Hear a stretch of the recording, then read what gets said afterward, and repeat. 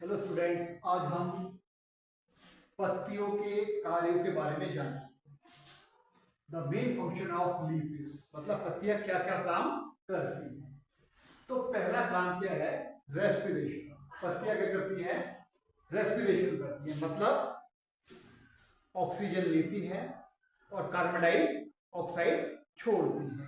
ठीक है, जैसे हम लोग श्वसन करते हैं वैसे ही पत्तियां भी श्वसन करती है। पौधों के लिए श्वसन कौन करता है? पत्तियां करती है। यानी पहला क्या हो गया? रेस्पिरेशन। पहला फर्स्ट क्या हो गया? रेस्पिरेशन। क्या हो गया? रेस्पिरेशन मतलब श्वसन।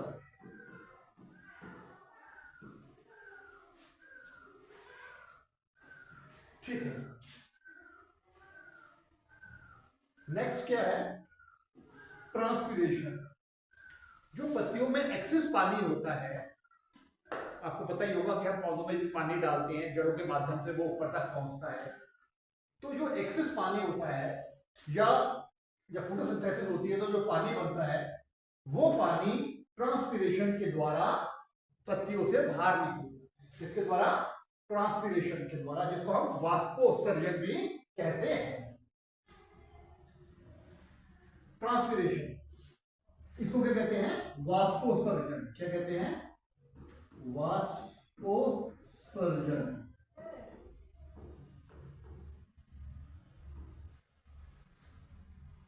और ये किसके द्वारा होता है? स्टोमेटा,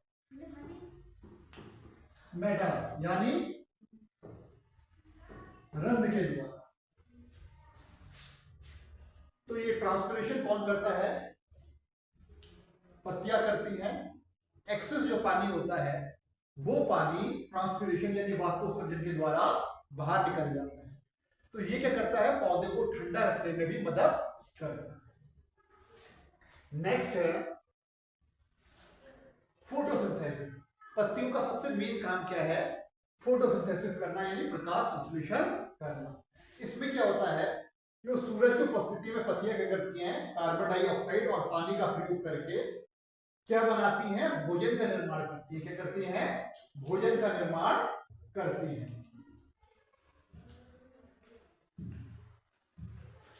तो फोटोसिंथेसिस वो प्रक्रिया है जिसमें पत्तियों द्वारा भोजन का निर्माण होता है।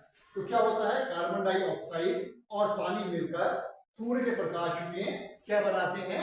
भोजन यानी कार्बोहाइड्रेट बनाते हैं। पत्तियों में क्या होता है? ऐसा क्लोरोफिल।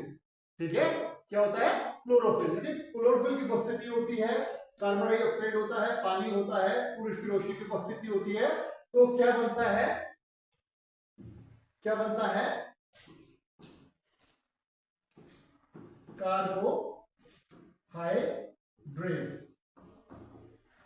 जिसको हम मंडली कहते हैं।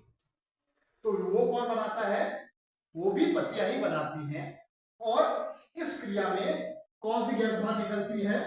यानी भोजन बनता है, भोजन मतलब कार्बोहाइड्रेट, और ऑक्सीजन गैस बाहर निकलती है और पानी भी बनता है। पानी, जो एक्सेस पानी होता है वो ट्रांसपिरेशन के द्वारा बाहर निकल आता है।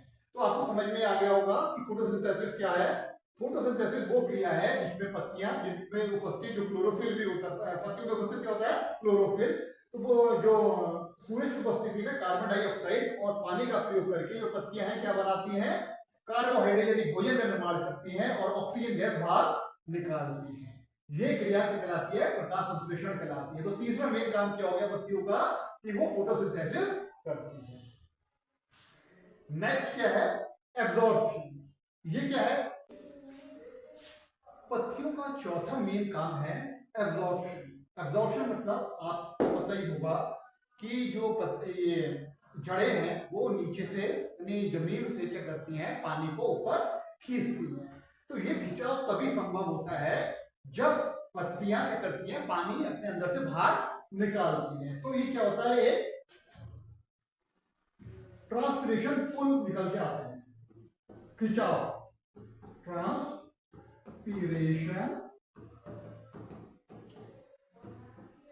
पुल मतलब खिंचाव।